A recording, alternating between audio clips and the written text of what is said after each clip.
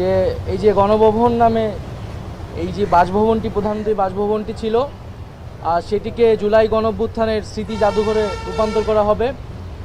এবং যেহেতু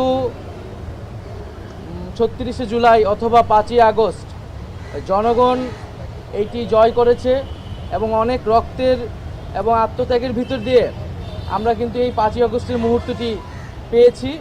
ফলে সেটি জনগণের জন্য উন্মুক্ত করে দেওয়া এবং জনগণের বিজয়কে ধারণ করে রাখার উদ্দেশ্যেই এই গণভবনকে জাদুঘরে পরিণত করা হবে।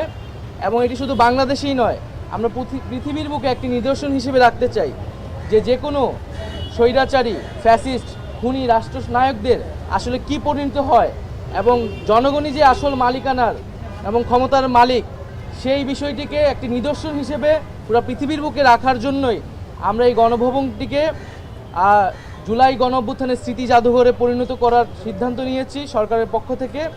এবং সেই উদ্দেশ্যে আজকে আমাদের প্রাথমিক ভিজিট ছিল, যেখানে আমরা এখানে যারা দায়িত্বরত আছেন গণপূর্ত এবং স্থাপত্য বিভাগের দায়িত্বশীল, তাদের সাথে কথা বলেছি, তাদের থেকে আমরা প্রাথমিক পরামর্শ নিয়েছি এবং আমাদের আকাঙ্ক্ষাগুলো বলেছি যে আমরা কিভাবে দেখতে চাই। এবং একটি ফর্মাল কমিটি করার জন্য নির্দেশ দেওয়া হয়েছে।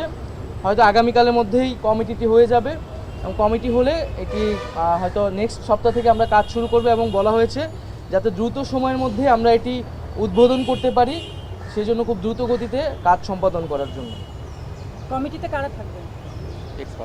কমিটিতে যারা বিশেষজ্ঞ রয়েছেন, স্থাপত্য সাথে জড়িত এবং জাদুঘর বিশেষজ্ঞ এবং যারা আর্টিস্ট রয়েছেন তাদের থেকেও, এবং আমরা বিদেশে যারা রয়েছে জাদুঘর বিষয়ে বিশেষজ্ঞ বা এরকম অভ্যুত্থানের স্মৃতি জাদুঘর করার অভিজ্ঞতা রয়েছে, তাদের সাথেও যোগাযোগ করার।